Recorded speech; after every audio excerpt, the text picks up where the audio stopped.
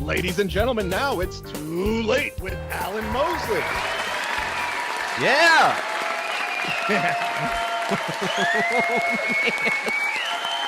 Here we go. I'm so excited. Yeah, I know. Somebody in chat said, Dave laughed, but was it though? Guys, welcome back for another episode of It's Too Late. I am your host, Alan Mosley, joined as always by the #1 producer in late night. That's right. It's Dave Wilimowski. Dave! How are you doing, buddy? I always forget you're talking about me. I'm doing good. I had a good day, a very productive day. I'm excited about that. When I get a lot done at work, it makes me feel good about myself. But I had a good day. How are you doing? Yeah. Isn't that a weird feeling that you feel good about yourself because you got a lot done for them, but then you come home and don't get anything done, and you're right back to square one? Yep. Or is that just me? I don't know. I'm projecting. No, that's existence. No, yeah, I'm projecting on you. I'm sorry. It's my mistake. No. All right. I had a pretty good day. I hit a turtle today. Oh, no. Yeah. I'm really sad. It's a turtle. Yeah, but he shouldn't have been there. No, But here's the thing though. Like I thought about it because what else am I gonna do for like the next hour that I have at work after I hit the turtle? So I'm sitting here, all I'm doing, I'm thinking about the turtle that I hit, and I thought to myself, in my mind's eye, I can visualize him lined up perfectly with the track of my tires. And I remember his little head actually sticking up. You know how like they can stick their neck up out of their shell to look? Yeah. And he was just looking right at it. Oh. And it occurs to me, he KMS'd. Oh. It was Death by Allen. I didn't realize that was something in the animal kingdom. They can KMS. Yeah. Huh. Wow. So you did him a favor. That's okay. That's a different conversation altogether. Okay. But I'm so happy that everyone is here because we have a banger of an episode tonight. Huge guest coming on later in the show, but also this is an Alan Mosley TV exclusive. Listen to this, guys. Now, people all around the United States are leaping to choose sides due to the recent news out in the Middle East. Latest national tragedy somewhere else. So naturally, Americans must weigh in. Are you on the side of Israel? Are you on the side of Palestine? But we like to be fair and balanced here on It's Too Late. And so out of the sake of being fair and balanced, we're going to interview exclusively the leader of Hamas. Ladies and gentlemen, give it up for Ismail Haniyeh, the leader of Hamas. Mr. Haniyeh, welcome to the show. Thank you so much. It's great to be with you. But please, don't call me Mr. Haniyeh. That was my father. Call me Ismail. You get it? Call me Ismail. Because if you see my taste of women, you know I'm a sucker for a white whale.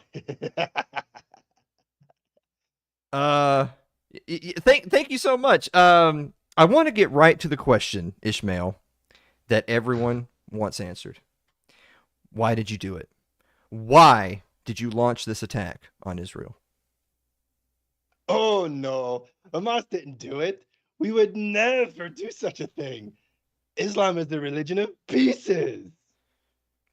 Of pieces? I think, don't you mean Islam is a religion of peace? No, pieces. Like all the pieces we blew the Israelis into.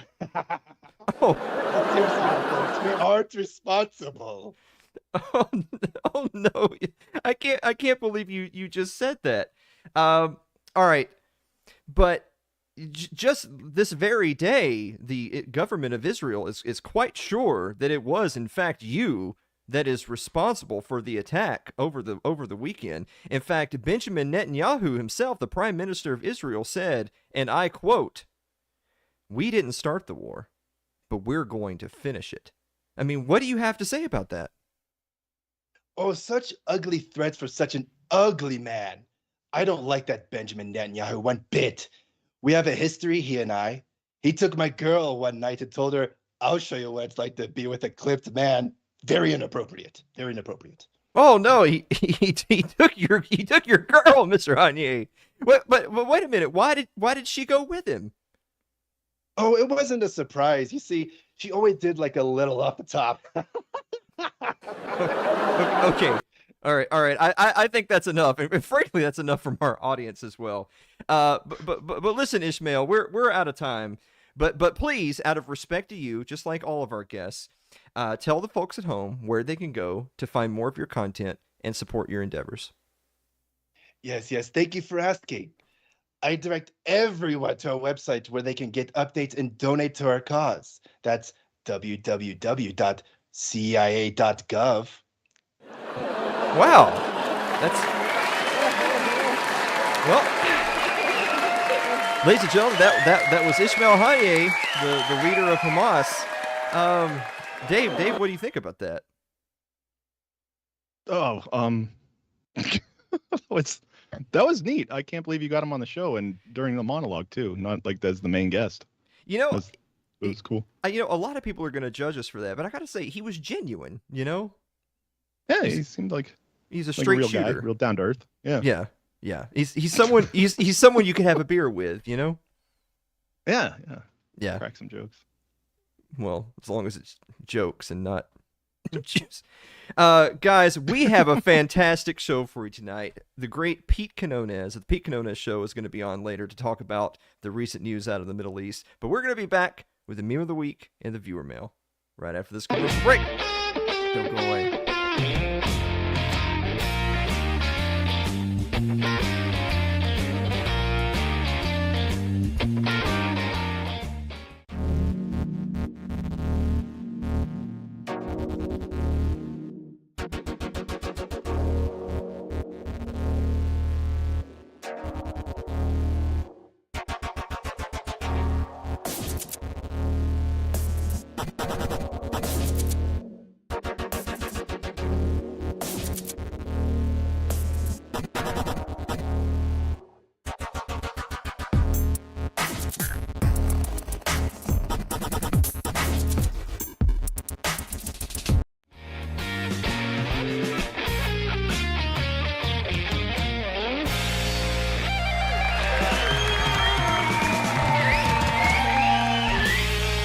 Welcome back to the show, everybody. Let me tell you this.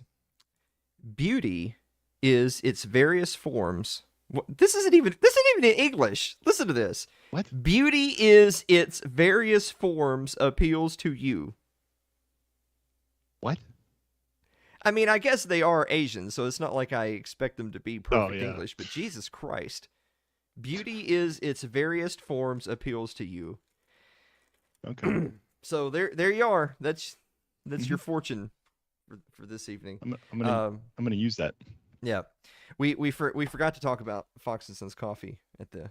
We did. But would Steve want an ad for his business to play right after the interview with the leader of Hamas? I don't know. Steve's pretty crazy. Yeah, actually, he probably would have enjoyed it. But let me tell you about tonight's other sponsor, which is the Tennessee Hot Sauce Company, which you can find at tnhotsauceco.com. If you use promo code It's Too Late, all one word, It's Too Late, you get 10% off your order. Check this out right here. Nice. I've got the poblano jalapeno, and if you look right here on the side, check that out. It's actually quite personable. Oh.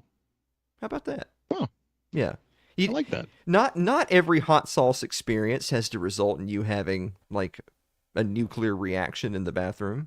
Like sometimes you can just enjoy yourself. You ever been known to just enjoy yourself in the bathroom, Dave? Yeah, I hope I'm not known for doing that. I'll just stop there. Yeah. Here, hold on, I got you.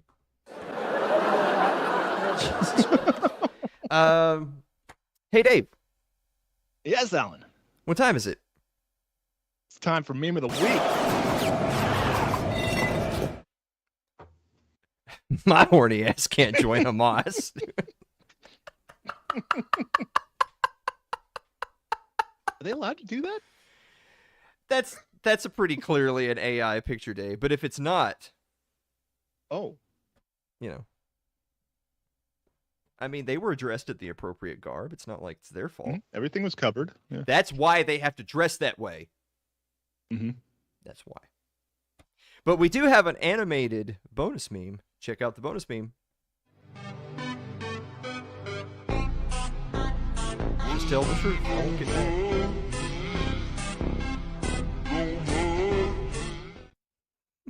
Is that true, Dave? Is that how that works? No, I was never given that option. Oh, okay. I just had to tell the truth. Well, yeah, but no, with you being a dad, if they tell you the truth, do you then reward their honesty with, pain? They keep the rage in. Okay, all right. Well, good on you. Good on you. Yeah, that's a new age father that doesn't take the pain that he endured and project it on his children. Yeah. Yeah. I crush it down. Yeah. See, I don't have kids, so I just have to project my pain on you in the pre-shows. Yeah, it makes me feel like a kid again. Wow. Okay. Well, we're already 4 minutes over. Okay. Because the guest interview is super long. So yeah, we're way out of time. So you know what that means. Time for mail. Yeah, time to serve your mail, yeah.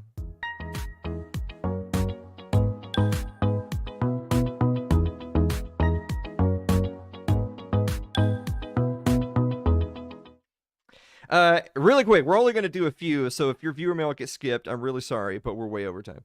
Andrew Avery writes, Dear Alan and Dave, is an armadillo with leprosy just a dillo? Not a pun, but still funny. Leprosy is tragic, but is a comedy goldmine.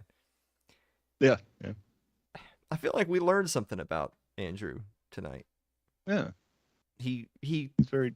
He sees the joy in other people's pain. Mm-hmm. So you have to. Yeah. Josh Wright writes, Dear Alan and Dave, if you were a professional wrestler, he actually did write wrestler. Course, what would your ring name be? Dave, what's your wrestling name? The big Pollock. I don't think they'll let you do that. Oh my god! I didn't read the viewer mail this week. Gee, the big Pollock. My god. What Yeah. Because then it's like, well, I wonder what this black guy's ring name would be, huh? You know? That's why you can't be the big Pollock. All right? Okay, yeah. Yeah. Aaron's got a better suggestion. Just the big pole. The big pole. The big pole. That's not as... Mm-hmm. I'm going to be swinging and banging. Oh. Yeah. Because that's my signature move. I'm swinging and banging. Yeah.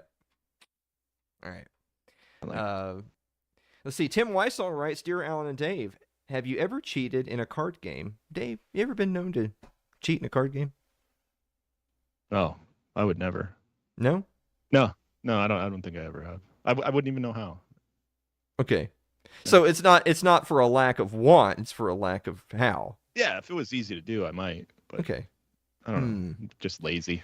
See, we don't have the time in tonight's segment to discuss the ethical dilemma raised when Dave says, if it were easy, I would do more evil.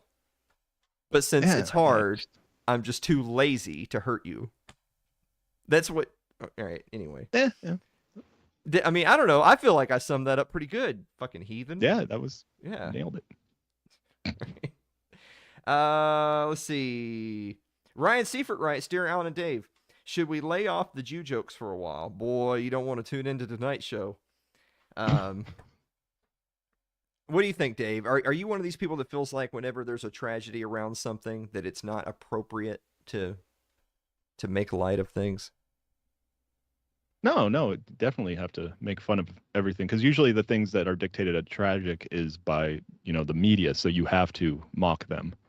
Mm-hmm. But I don't know, are people making Jew jokes? Because I wouldn't do that. Yeah. Well, see, here's the thing, is because I really want to, because people are already bringing up in chat, like with 9/11 and stuff. See, here's the thing, guys. I don't make jokes about things because I'm trying to be like edgy or hip. I make jokes about things because I hate them personally. Oh, it's from the heart. Yeah, that's me. It's from the heart. Right. Mm-hmm. All right. Boy, Dave, what are you drinking there? Just water. God damn it. That's when you were supposed to say... What were you supposed to say, Dave? Juice. You're drinking juice? Oh. That's callback. Oh, it's Fox and Sons coffee. It's amazing. My God. And Steve just got here, too. My goodness, Steve. This is what happens when you're not here to supervise us. All right. Brooke Atkinson writes, Dear Alan and Dave, which is superior, facial hair or no facial hair? The objectively correct answer is no facial hair. Dave, what do you think? Oh, no, it's definitely facial hair. That's what makes you a man. Yeah, it's definitely no facial hair. All right. That just gives something to be yanked, Yeah, well, if joke's on you, I'm into that.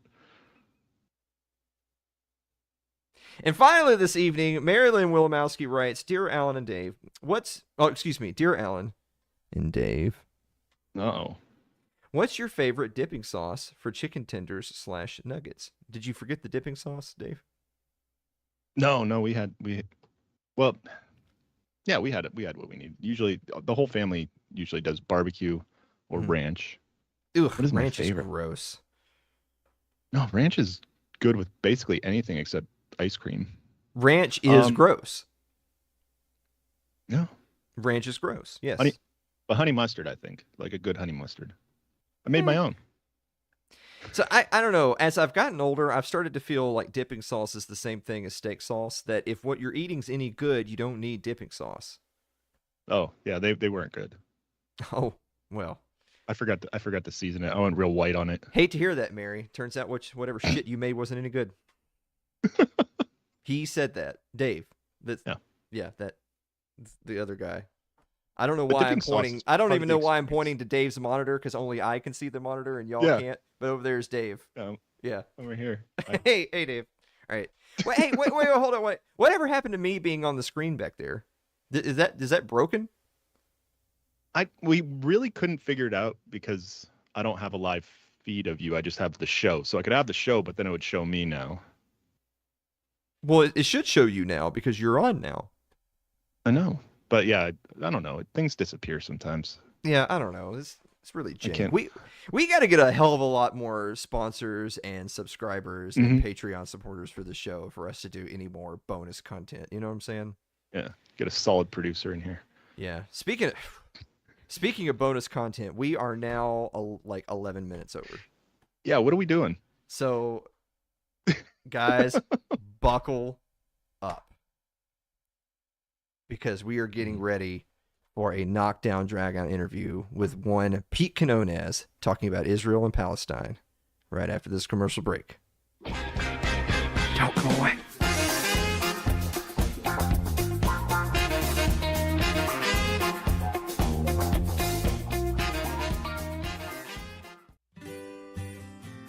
Your ad could be playing right now, reaching thousands of potential customers.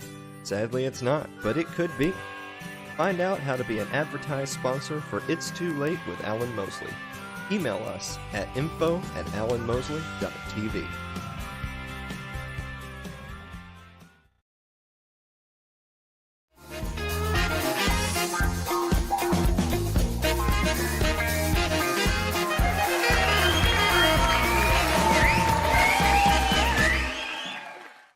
Welcome back to the show, everybody. Our guest this evening making his fifth appearance on the show. I'm not sure.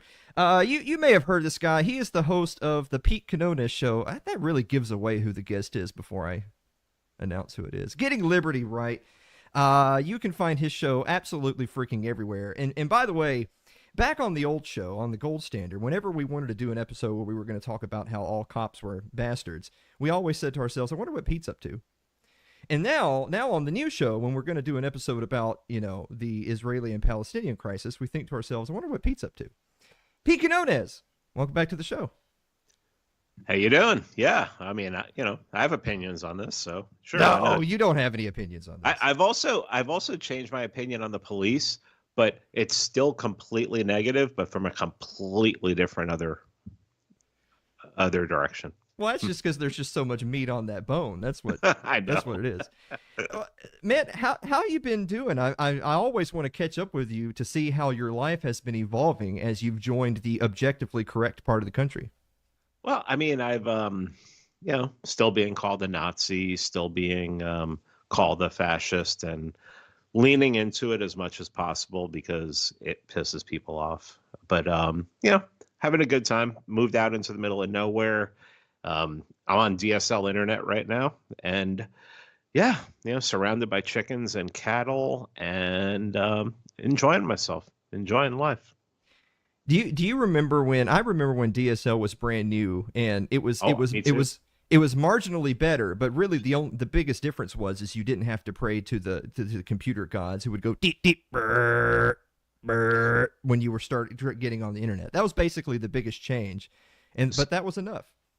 So of my friends, I was the first person to get DSL.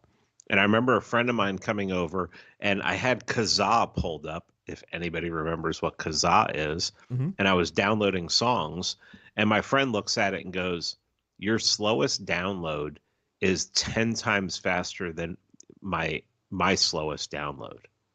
I mean, your slowest download is 10 times, faster than my slowest download. So I was like, I guess I'm the cool guy, but now I'm not. I mean, I'm literally on 15 megabyte download internet in the middle of nowhere. But today I ordered Starlink. It's going to be up on the roof, and things are going to be changing. Isn't that the one where you're going to be able to shoot missiles at Russian craft with that? I'm hoping I'm going to be able to like hack NATO stuff just so that, these people who are fighting right now don't decide they want to relocate to Ukraine. I want to help as much as possible. All right. Well, that's fair enough. By the way, another neat thing they had on that Kazaa was women having sex. They had porn on there, but this was before I became became a godly man. It was like all the same file, just it was labeled differently. So you spent hours and hours trying to find material as you've described, but it was all the same. Hey, once upon a time when you had to have your computer beat boop and then you had to download for an hour and a half to get like a 15-second clip, DSL changed the world. It really turned boys into men. All right. That's all I'm saying. DSL, I mean, even still today, I mean, the only problem I have really is, I mean, obviously slow downloads. I have no upload. One of the ways I was able to crowdfund Starlink so quickly is I told people that when I want to upload my episodes and anything, I put them on my phone, take them into the center of take my phone into the center of town, right next to the Verizon tower, and I upload from my phone. I have no upload speed here whatsoever. Nothing. Wow, that's dedication. That was my main thing with Starlink. Getting Starlink was having at least 2 megabyte per second upload speed, because right now I'm at it's advertised 0.75, but for most applications it doesn't do anything at all. But I'm willing to bet you're going to say that all of that's a fair trade to be living where you are now. I am living in a place where, oh my God, I mean, we forget to lock our doors at night. When I look out, if at 10 o'clock at night, if I open the front door and I look out, it is just dark. All you can see is stars. It is just absolutely amazing. I'm surrounded by chickens. I'm surrounded by cattle. One of the first friends I made when I got here owns a chicken house. So whenever I need eggs, I call him. The eggs are maybe 3 days old, 4 days old. Most of them are double and triple yolks. I mean, it's I wouldn't trade this for the world. I've said this on other shows, so I'm sorry that it's not exclusive for yours, but my bedroom is right there, and I plan on dying in that room. The last thing I plan on seeing is looking at my wife's face in that room right there. Well, boy, speaking of being surrounded by cattle and dying in your bedroom, so there's been there I'm sorry. There's been some awesome recent segue. news. Yeah, thanks. There's been some news recently going on, and you know what? I told you before we started the show. I got to tell you, when I open up the news for all of 5 seconds, because I don't watch the news. Big surprise. I don't watch the news. I don't give a shit. And I see that. Do you get your news off of Twitter like I do? Yes, I get my news. Yeah. That's exactly. Okay. Exactly. All right. I know our producer Dave here. He always tells me he gets all of his news from memes, so he has to wait until there's a good meme on a topic before he even knows what's going on. So I'm educating him. Okay, good. That's good. Yeah. Okay. But I get to the point now where when I see Israel and Palestine trending, I don't care. I don't click on it because I mean it's like, look, I already know. I don't have to click on it. I already know what's going on. And I got to tell you, I don't really have anything to say about what happened. I really don't. I feel like I only have things to say about the response from people to what happened, because there's just so many dick shitters out there with ice cold opinions about everything, and those are the only things that I really want to address. Do you have a similar attitude about it? Well, immediately what I saw was that people who consider themselves to be right-wingers are Israel simps, and that what is properly called the dissident right, and even some of the people on what I would call the dissident right, where I guess I would put myself, that's where a lot of people put me, they even failed on this one. They a lot of them immediately did like they became libertarians overnight. They're like, these are people who like talk about how Zionism is a scourge on civilization, but as soon as Israel gets into some kind of conflict with some brown people who pretty much look like them for the most part, but don't sound like us, then they're like, oh, well, I'm not going to side with the terrorists. So they basically, a lot of right wingers and even dissident right people reverted to becoming just basically spouting Breitbart talking points. Sure. And, you know, when I look at what's happening right now, I see, you know, what the Balfour Declaration in 1917 was bound to produce, and what the founding of Israel in 1947, 1948 was always going to produce, you know. But there is a question, and I've raised this on my episode 948 of my show and on a live stream I did the other day, which a lot of people aren't asking about Israel and Palestine. And that is, if these people are so primitive, barbarians, rapists, murderers, apparently, I had flashbacks to the war in Iraq, the first war in Iraq, because I'm old. I remember the first war in Iraq. Baby killers, right? Baby killers. Yeah. Oh my goodness. There's 40 babies on gurneys. If you believe that bullshit, you're retarded. You bought into any kind of Zionist propaganda that's out there. It's actually properly called Hasbara. You've bought into that, and you probably bought into it in 1992, when they were talking about how, oh my God, Iraq went into Kuwait and they were taking babies out of incubators. And it turned out that that was the daughter of the Kuwaiti ambassador, who was like 16 years old. She was claiming to be a nurse. I mean, if Kuwait has nurses that are 16 years old, those babies don't stand a chance anyway. Yeah, I mean, this is all, I don't trust any of it. It's bullshit. And it's what I consider to be the enemy of the West against people who have no effect on my life whatsoever. So this is literally an example of the enemy of my enemy is my friend.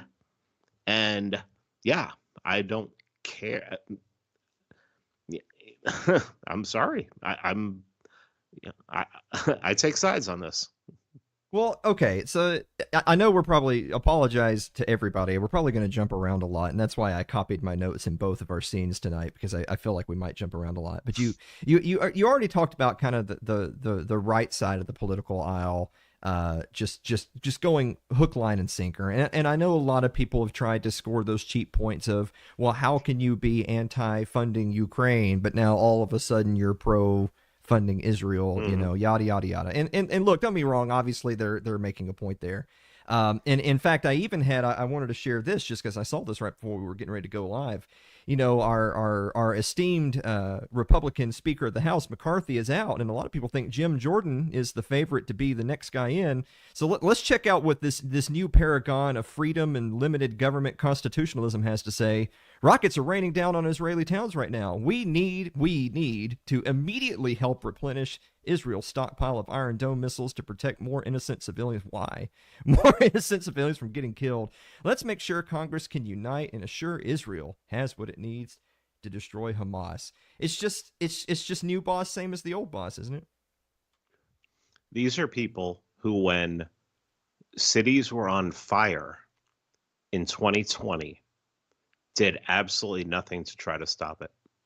In the United States, why would I give a about Israel when these same people did nothing to stop it in the United States? And I know also too, a lot of people have pointed out Daniel McAdams has really been all over this with Ron Paul. Danny's the best. Yeah, I know. He really is the best. So he's one of Danny's one of the inspirations for my return to Catholicism too.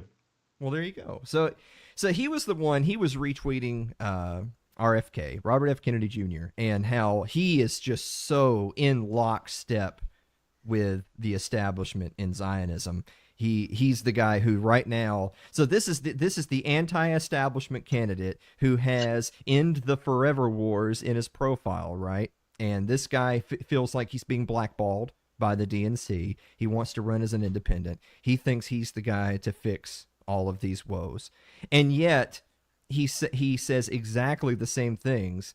Of course, keep in mind, it's extra sad for him being a simp for Israel, because there's no amount of bending over backwards for Israel that are going to make the people who hate him love him. That's not going to happen. They're still going to hate him. It's just all he'll have done instead is drive away all of his own supporters. It's actually fascinating to watch people destroy themselves in the eyes of their supporters in real time. Well, I will say this, and I'm not bragging. This is all due to the people who listen to me. I'm a podcaster. I've been podcasting since July of 2017. There are a lot of people that I could have had on my show. I make my living doing this. I work out of my home. I write and podcast full time. I can pretty much have whoever I want on my show. And I didn't want RFK on my show. Why do I want somebody who I know fundamentally disagrees with me on the most important things? Yeah. Why would I want to have Vivek Ramaswamy on my show when I know that this person got money from George Soros in the past, and George Soros is one of my sworn enemies? Yeah, I do 3 episodes a week. Sometimes I come down to the wire and I'm like, I need a guest. Okay, why am I going to have someone on who I don't agree with? And I've had people on in the past that I'm ashamed of having, and I've deleted some of those episodes. And I deleted them. Some of them I haven't deleted, but some of them I deleted because the people just turned out to be absolutely abhorrent. But is that why I can't find my show anymore? You'll find it there. But yeah, it's amazing to me that if somebody agrees with you on one thing, it's the whole James Lindsay thing. I call it the James Lindsay syndrome. James Lindsay is against the woke, yet he's a staunch atheist who believes that the right wing is even more dangerous than the left wing. He would rather see left woke win than right wing kind of, far right kind of take over. And yet libertarians, right wingers, Christians ask him to come and speak at their conferences. Yes. Does anybody have any fucking principles anymore? Okay. I mean, when you look at my lineup, the people that I have on, I may have people on, you're like, who the hell is that? But I guarantee you, if you listen to someone like Dietrich Ostman, he is going to give you more knowledge, and he's going to be more honest than RFK Jr., Vivek Ramaswamy. I know people who had Jordan Peterson back on in 2017. And look at what Jordan Peterson's turned into. Yes. Just a drug addict. A total scumbag. He tweets now like a 17-year-old girl who's on SSRIs. I mean, come on, people. Find your people. Stick to your people. And even if you don't think that you can destroy what this horrifying regime is, just stay with your people. You can win if you're with your people, even if it's locally. I do it locally. We win here. We do what we do what we need to do. We don't suffer crime here. We don't suffer any kind of supply line or distribution interruptions here, because we're the ones that basically control that. We're the ones that create it. Stop it. You only want to be with people who are 100% on your side. If you are dealing with people who are not 100%, if you are associating, if you're putting your name next to people who are not 100% on your side, they are going to disappoint you every single time. And that would bother me. It bothers me that I had Thaddeus Russell on my show 7 or 8 times back in the day.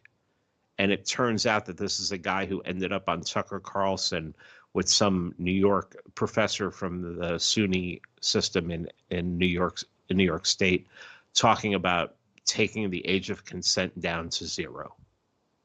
That kind of stuff bothers me, but it seems like it doesn't bother other people. And I'm not saying I'm better. I'm just saying that I have have higher standards. That's what I'm asking people to have. And when it comes to, bring this back, when it comes to Zionists, they are, as far as I'm concerned, they are the sworn enemy of civilization. And anyone who would say, well, I'm just going to ride the fence on this one because I'm not going to back the terrorists and everything. If the enemy of my enemy is my friend ever meant anything, it should mean something this time, because these Palestinians, they have no influence here. The only Palestinians I actually know in the United States are Christians.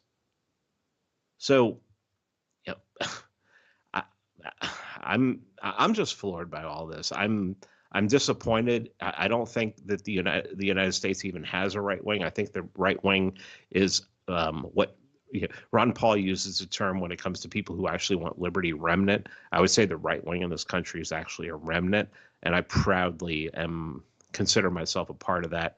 And I think a lot of the people that I associate with, they're there as well. Well, there was one aspect that I wanted to get your thoughts on, and not to be too tinfoil hatty, but there's definitely people out there, and God forbid I'd be included among them, who the type of people who would say all wars are bankers' wars, the type of people who would say that wars, especially in the modern world, wars really don't happen for any genuine, legitimate reason. Wars tend to be conducted. They tend to be what's the word I'm looking for? They tend to be created out of thin air in order to fund the military industrial complex.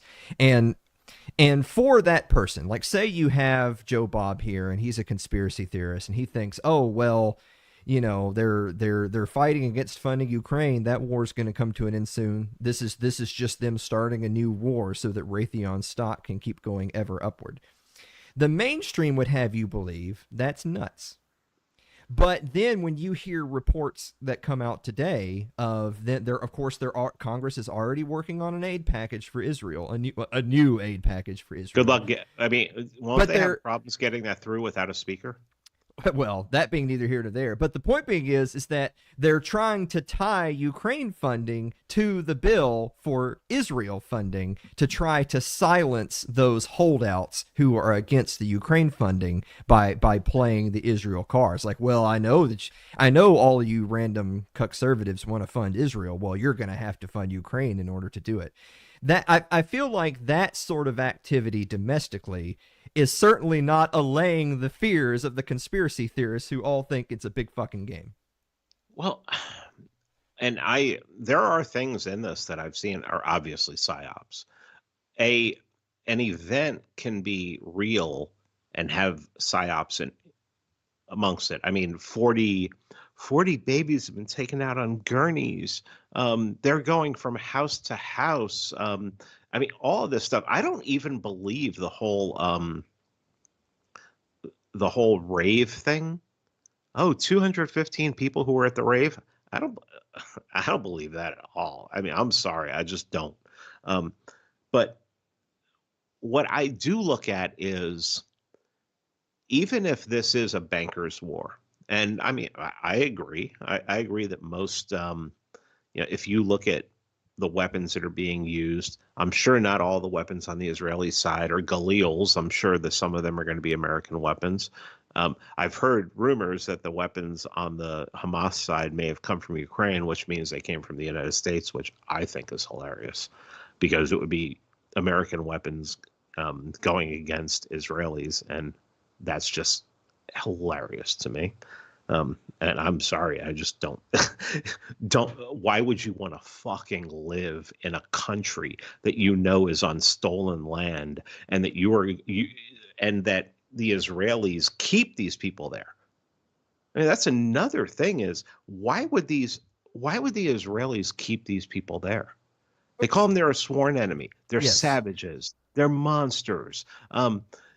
Why would they keep them there? It seems to me at this point they would have either genocided them or that these National Socialists which is exactly what Israel is. It's a National Socialist society. It's a blood and soil society.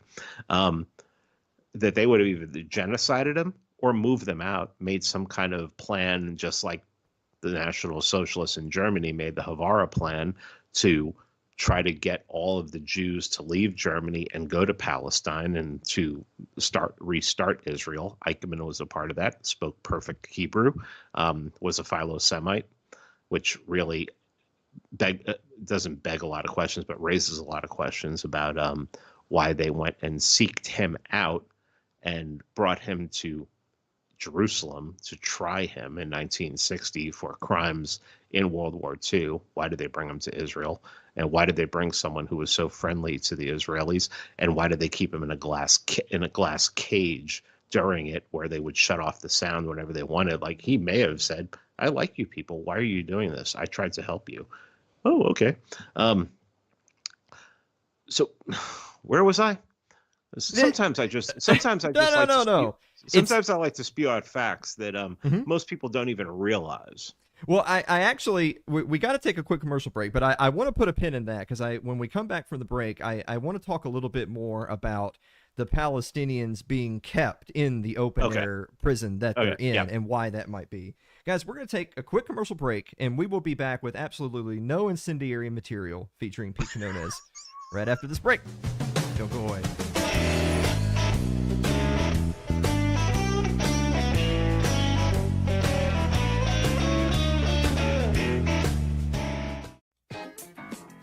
It's Too Late with Alan Mosley is proudly supported by Fox & Sons Coffee. Fans of It's Too Late use code ITL and receive 18% off orders of $25 or more. Shipping's always free on orders over $37.99, so get yours today at their website, which is www.foxandsons.com. It's www.foxandsons.com.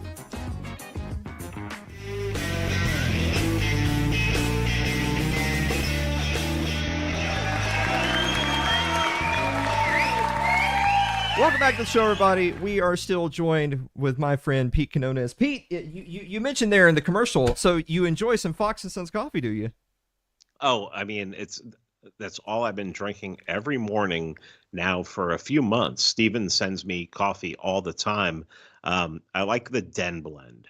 That's my favorite. That is absolutely, I mean, every morning. My wife and I just love it. I mean, I don't know where, I mean, it's so oily too. Ugh. Do you like the Den Blend Light or the Den Blend Dark? Dark.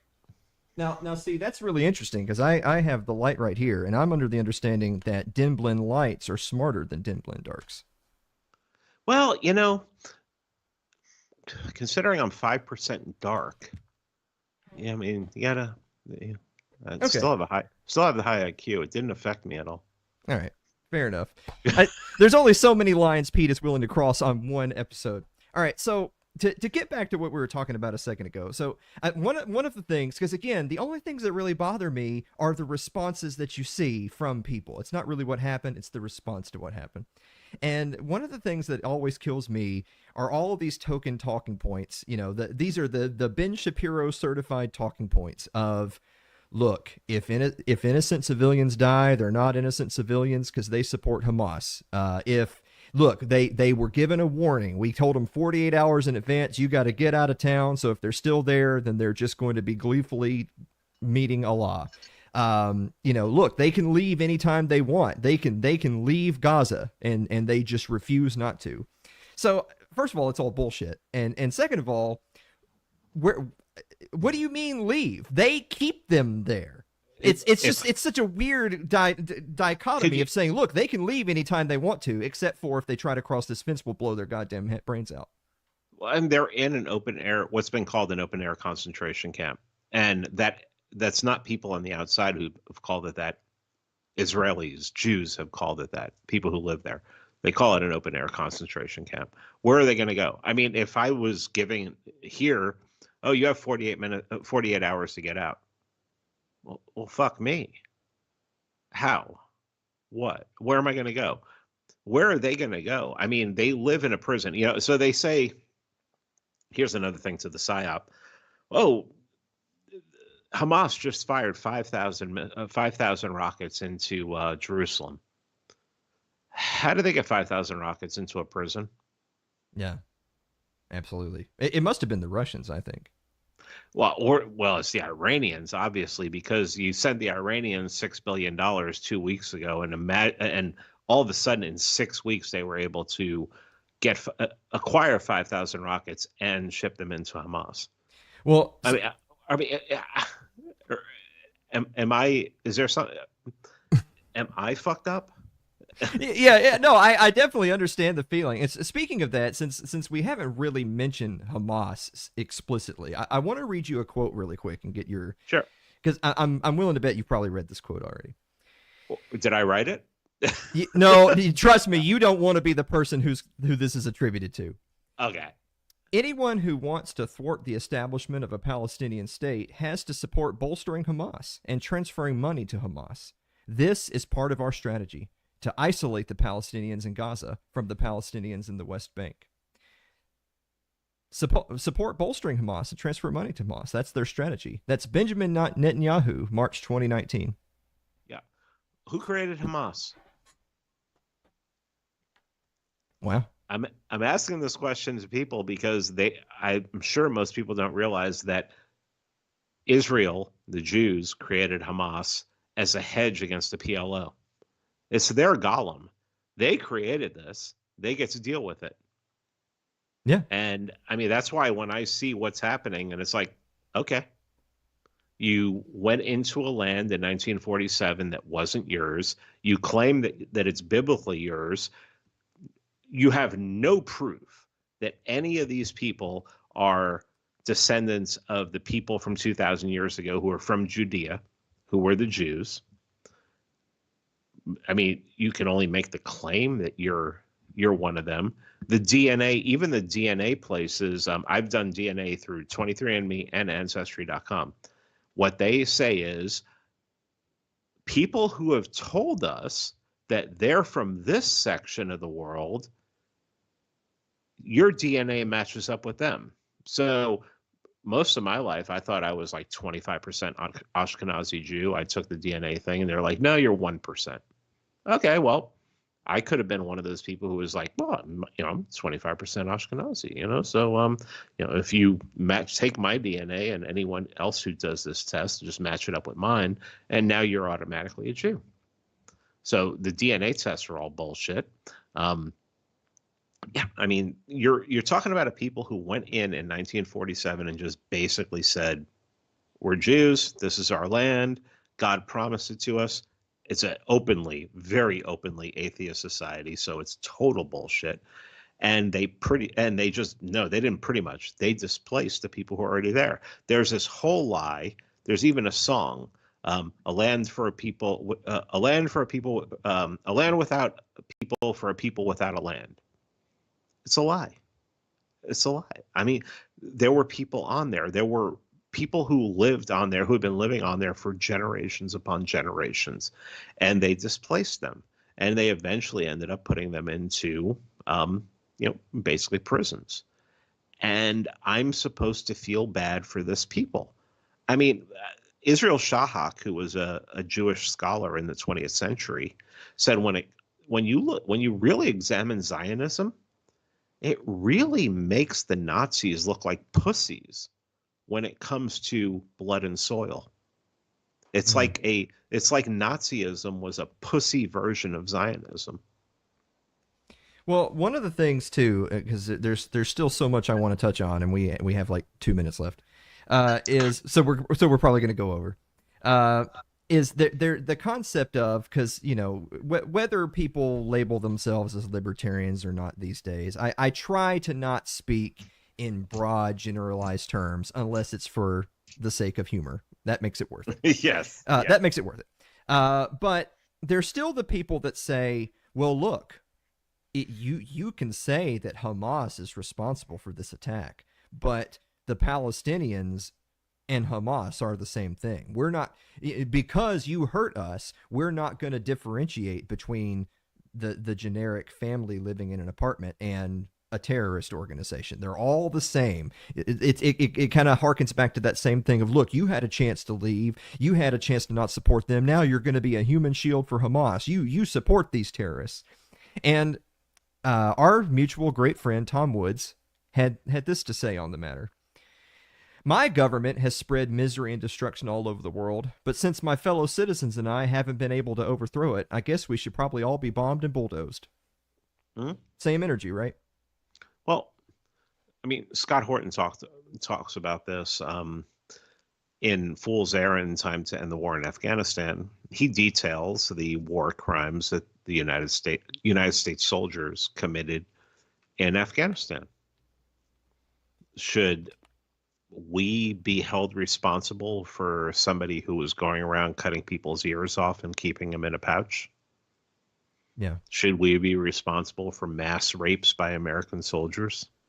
Should we be responsible for rapes of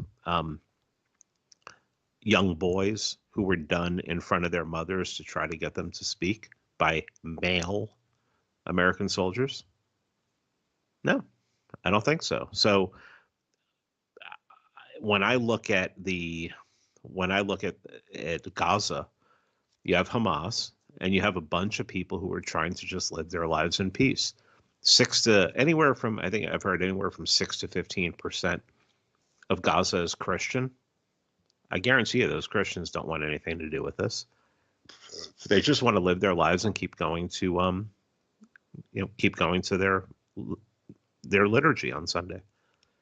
Well, on a similar note, because we've talked a little bit about people just really failing to answer the bell whenever any major thing happens. I mean, we saw it with COVID, right? Lots of people failed to answer the bell on COVID that, before COVID, they all claimed to be small government, and libertarian, libertarian, whatever. Yeah. And you're seeing the same thing here again. And I'm not going to name names, but there was a particular Lawbert from Libertarian Inc. who basically their public statement was, well, look, I sympathize with the innocent people being hurt by this tragedy, but yeah, and what does Michael Malice say? Anything before but yes. The political statements to be ignored? Yes.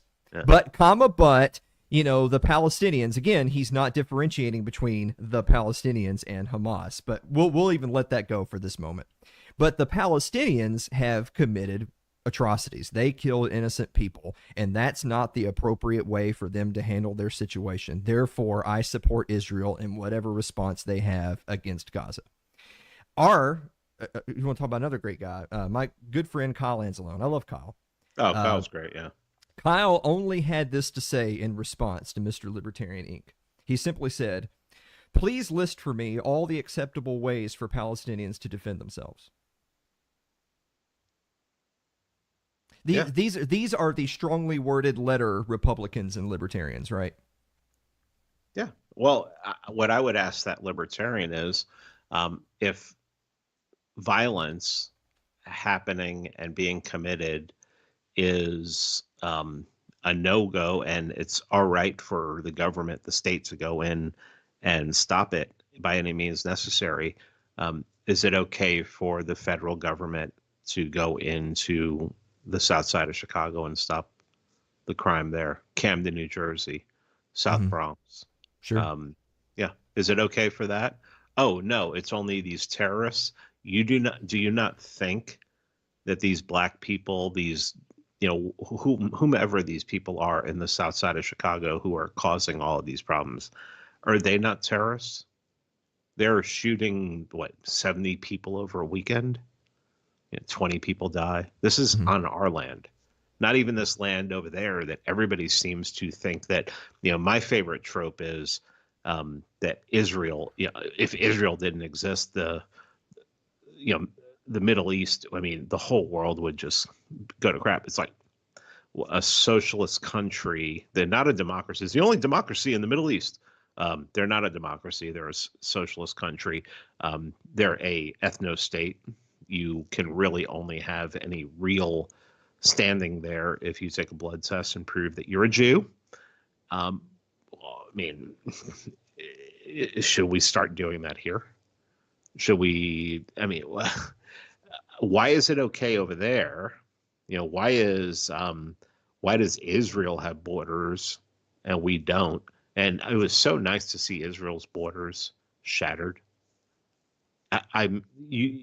I couldn't be happier, because when I look at the people in the United States who advocate for open borders, most of their last names would be very at home in Israel. Mm-hmm. Yeah, I'm. Yeah, I look at this and I'm like, this was a long time. This was a long time coming. I don't know what's going to happen to this. I mean, I have some conspiracy theories about how this goes and why this happened and exactly what's going on. But I mean, they're just conspiracy theories. I mean, a lot of my conspiracy theories usually come true in like 6 months. I have a really good batting average. It really sucks. I mean, if the things that I've predicted that would happen, especially in like the American political landscape, especially when it comes to libertarians, my former group, I would be in the Hall of Fame at this point. But I look at a lot of the world, look at Ukraine. I mean, I don't think you can look at what's happening now and discount what's happening in Ukraine. I don't think you can discount what happened in Syria in the 2010s. I think this is all related. And, people want to say, I don't want to support Hamas because, the Jews in Israel, they look like me and they sound like me when they talk. And those people in Gaza, they don't look like me and they sound like savages when they talk and they act like savages. And they just ignore that when, Israel just sends bombers into Syria and bombs Christians and kills them. And then people want to go, Pete, you're really anti-Semitic when you talk about how much you hate Zionism, and you even use the term the Jews every once in a while, and it's like, and it's not all Jews, right? And I'm like, yeah, well, people say Germany invaded Poland in 1939, and I don't think it was all Germans either. So I guess I have to police my language when it comes to the Jews, but nobody gets to police their language when it comes to anyone else. Well, I've always thought it was funny, tongue in cheek, that people sometimes when they're looking at history, they'll muse that I wonder how, like, I could never be a part of this. I wonder how the average German citizen could just go about their daily lives knowing that all of these terrible things, like, oh, they're setting up concentration camps and they're killing people. How could the average German citizen just turn a blind eye to that? And my answer is, well, I don't know. Have you heard of Israel? Like they seem to figure it out, so I'm sure you could figure it out too. But yeah, well, I mean, and did the average German know about these things, and were these things really true? How many of these things were really true when they were talking about? I mean, Dachau was in existence in 1933. Yeah, they were putting people in there who were against the National Socialist Party, who had just taken power. Okay, so they're jailing their enemies, that just like this regime is doing when it comes to January 6th and things like that. But a lot of people, especially libertarians, don't have any problems with that. Well, I definitely don't want to get into how many, because I know some people inflate numbers for effect. But to kind of bring all this full circle, 60 babies on gurneys. Oh, the latest one that Ben Shapiro tweeted out that already has 6.1 million views is they're hunting down pregnant women in the street and carving the babies out of their stomachs and leaving the babies to die on the sidewalk, umbilical cord in hand. And did he literally use 6.1 million just so that he didn't use the number that was used? No. That's how no. That's how many views his tweet already has. No. Maybe it's just a coincidence. But it's ironic. Yeah. But anyway, to kind of bring this full circle is so maybe in reflection we kind of just ask the rhetorical question, well, why then is there such a heavy slant towards being pro-Israel amongst the U.S. state as opposed to the other way, or just neutrality or any other position? Why is the United States government, again, I shouldn't be saying it's people, but the government, why are they so pro-Israel? And of course, you have this. Why don't you put up the up the graphic? You have this little graphic here that Ryan Dawson shared. Oh, there's how about the Secretary of the Treasury, the Attorney General, the Secretary of Homeland Security, the Director of National Intelligence, the White House Chief of Staff. How about the Secretary of Health and Human Services, the Secretary of State, Deputy Secretary of State, Secretary of State of Political Affairs, the Office of Science and Technology, the Director of the CIA, the Chairman of the SEC, and the U.S. Assistant Secretary of Health. They all have dual citizenship with the same country. Take a guess. Well, and there is a post that was scrubbed from the internet. E. Michael Jones saved it. The Biden White House and his immediate the people who work for him, immediate, even beyond people who work in the White House, has 457 people of Jewish descent. It's 2% of the population. Why are they so overrepresented? Yeah, absolutely. Why are they so overrepresented? Oh, is it because they have these incredibly high IQs? It couldn't have anything to do with nepotism, right? Like one gets power, and that's what happened with Stalin. I mean, everybody talks about Stalin's purge of Jewish people.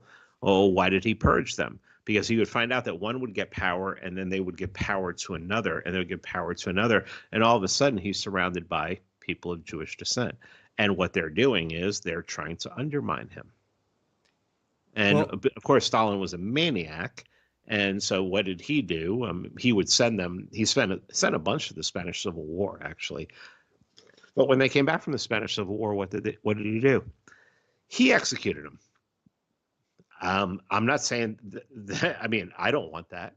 I just don't want these people to have an influence on the polity I live in, the country I live in, or my life. I mean, when I look at them, when I study, because I've read, I'm not one of these people who's like an internet anti-Semite. I've read Sombart's Jews and Modern Capitalism. I've read Critique of Culture of Critique by MacDonald. I've read early Jewish Policy in Medieval Europe by Bachrach. I've read all these books. And the Jews, because they were kicked out of their homeland, they were scattered. And they went to a bunch of different places. And there is a meme that they've been kicked out of 109 countries. While true, that doesn't really explain the problem. This problem is that they were not only kicked out of 109 countries, they've been kicked out of over 1,000 locations. Now, Orientals have traveled the world, have been traveling the world for 2,000 years. Indians have been traveling the world for 2,000 years. When I say Indians, I'm talking about dot, not feather. How come they haven't been kicked out of everywhere they go? What's the problem with these people? And what I've come down to from my research is, and Werner Sombart's a really good source on this, is they're very intellectual, which is a positive. They're very rational. That's a positive. But they're very subjective in their morality. When you combine those three together, you do not want that in your quote unquote civilization. It seems that everywhere they go, there's a problem, they cause a problem, and the people rise up and kick them out. If I had 109 ex-girlfriends who all kicked me out of their house, probably after like the 10th, 20th, maybe the 70th, I would start saying, I don't know, maybe the problem's me. What's the problem? And of course, I have to come back to this. It's not all Jews. If you read Solzhenitsyn's 200 Years Together, which is a history of Jews in Russia and Ukraine from 1792 to 1992, but the first chapter also covers centuries before that, you see that they went into Russia and they would immediately cause problems, but they would not only cause problems for the host country, they would basically enslave their own people. So there was this 5 or 10% leadership that would even tax their own people to death. They would actually literally, in Russia, they would lobby the Tsar so that they wouldn't have to pay taxes. And the Tsar, just because the Tsar was just like, these people are the most annoying people on the planet, I'm going to get agita if I have to deal with them any further. Okay, you don't have to pay taxes.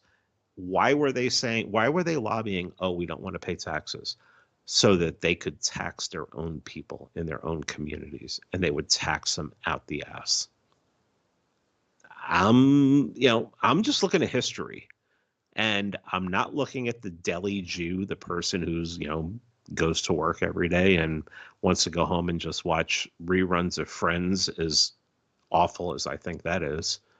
I'm looking at the big picture, and the big picture tells me that, I don't know, something happened. And it seems like everywhere they go and they get power, they get influence, problems happen, civilization starts to crumble, and they eventually get kicked out.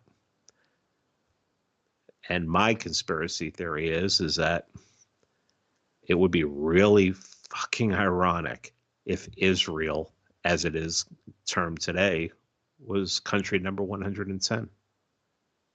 But if it is country number 110, I think they've been setting up Ukraine for the place that they would go. So there's my conspiracy theory. Only in that. The rest is history.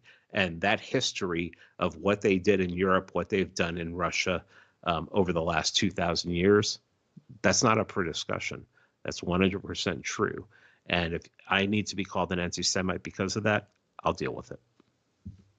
Well, on that note, tonight's guest segment has been overrepresented in tonight's 1 hour runtime by about 30 minutes. So we're going to wrap it up there. But Pete, where can people go to get more of your content and support your show? I'll just say this. Somebody that I know I lived in Auburn for a year and a half before I moved up here. And I met a gentleman who lived down there. And when I first moved there, he asked me to, he's like, hey, can we go to lunch and everything? And I'm like, sure. We went out to lunch and we had a good time. And he contacted me the other day and he goes, today, actually, he contacted me. He goes, I've listened to your show since you were Mance Raider in the Free Man Beyond the Wall podcast. And recently you've been talking about the Jewish people so much, it annoyed the hell out of me. He goes, but after the last few days and watching some of the things that these people are saying, maybe I need to listen closer to what you're saying. The Pete Quinones Show, all podcatchers for now, and PeteSubstack.com. I don't really talk about my Substack.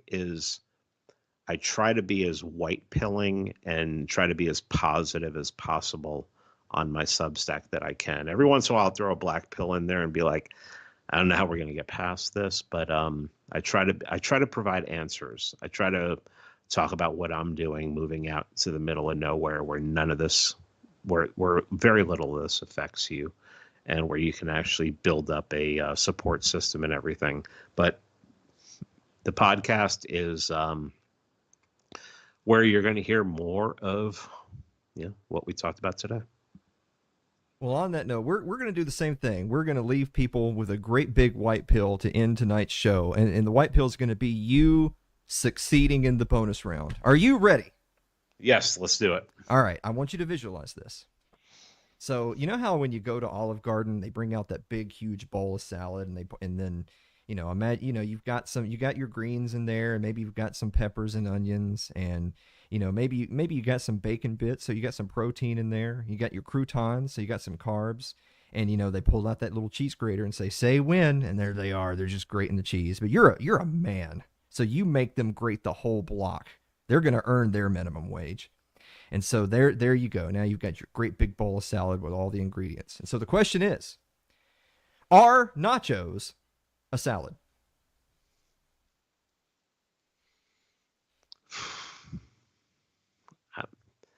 I would need to know all of the ingredients. If there's lettuce in there, if there's tomatoes in there, yes, if there's there is salsa in there, if there's olives in there. Yes.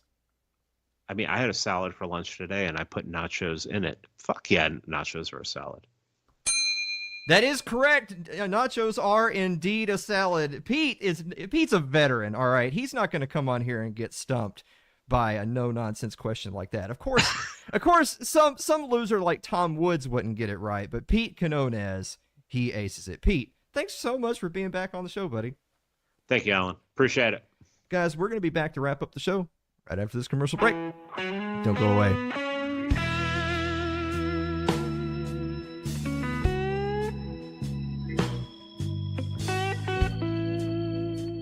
If you're enjoying tonight's show, consider supporting the program by becoming a member of our Patreon. That's over at patreon.com/Alan Mosley.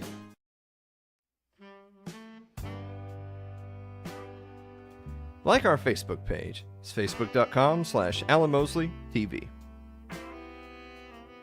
You can follow me on Twitter, twitter.com/Alan Mosley TV.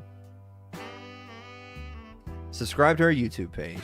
It's youtube.com/Alan Mosley TV. Also, if you're more of a listener than a watcher, get us on your favorite podcast platform of choice thanks to Spotify. It's Too Late with Alan Mosley or Alan Mosley TV. Dave, do you have a final thought? That interview. That was long. Yeah, I see you're just deer in the headlights right now. Yeah. You didn't know there was that much to know about Jews, did you? Yeah, memes have not been. Yeah. Evident. Yeah. Well, there you have it. We're only 13 minutes over. What do you think? After party? Oh, that ain't bad. Yeah, definitely. Okay. Oh, definitely. What do you think, Shane? After party? Is he still here? Or did he go? He's there. Okay. Shane, are we doing an after party? Yes. I was just being quiet. All right, okay. Guys, thank you so much for watching another episode of It's Too Late, and we will see you next week. He was trying to do a joke on you. Do a little sneaky. It didn't work out too well. It's funny. We would have got more views if you and Nico had done that thing on here. Oh, yeah. That Wow. Just No, like, what's that thing they're talking about? Ooh. They don't know, but to be honest, these people don't listen to us anyway. So, no, they're just here Wow. for the meme. yeah. Once the meme of the week is over, it's just click. Yeah. You guys are hard workers over there.